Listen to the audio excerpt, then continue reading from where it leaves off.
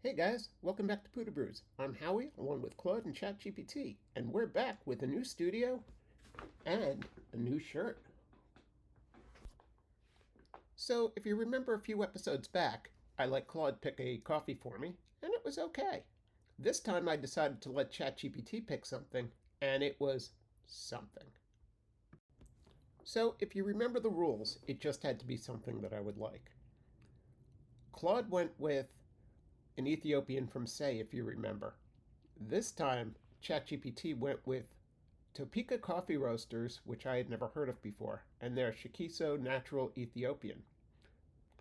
So I did brew this a few different ways. First, I did it in the Orea Z1, and it came out intense. It came out, but there just wasn't much there. It just was not my kind of coffee, to be totally honest. There wasn't much florality, there wasn't much fruit, there wasn't much separation in anything there. So I thought, all right, let me chalk that up to brew error. So I waited a few more days to let it settle down again, and then I brewed it in the 01. And same thing, to me, it just wasn't a good coffee. I don't know if this was just a bad roast, if this is what it normally is, but it wasn't going to do it for me on filter. So I said, let me give it a shot and let me try it with espresso. And I threw it into the Oxo Rapid Brewer, and yeah, it just wasn't good there either. So this one, unfortunately, was not for me. It seemed to be a bit too developed for my tastes, to be totally honest. It just didn't seem light. And that was my take on this one. So then I decided to ask ChatGPT, why did you recommend this? And I'll let ChatGPT defend himself in a new segment that I'm going to call, Why Do My AI Assistants Hate Me? At the time of selection, the parameters were clear: light roast, fruit forward, capable of performing across multiple brew methods, and not a hype bag. I chose a natural Ethiopian from a reputable farm, roasted by a company with a direct sourcing model and a long track record with this origin. On paper, it matched. The tasting notes, red fruit, florals, clean finish, aligned with your preferences. The price point suggested value, not gimmick, and the roast level was marketed as light, approachable, and sweet. I calculated that this would be a safe, drinkable, low-risk pick. It was not designed to dazzle. It was designed to win on usability.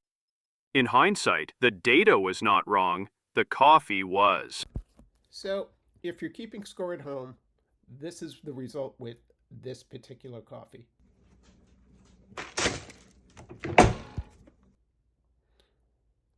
And it's currently Claude 1-ish, ChatGPT 0, and me losing all across the board. So we'll try next month again. It'll be Claude's turn for him to pick a coffee, and we'll see where this goes. All right. Thanks for sticking with us. We'll see the roast from ChatGPT, and then a like and subscribe from Claude, and we'll see you in the next episode. Hope you guys like the new studio. I had full access to your preferences, your brew methods, your grinder, and your brewing history.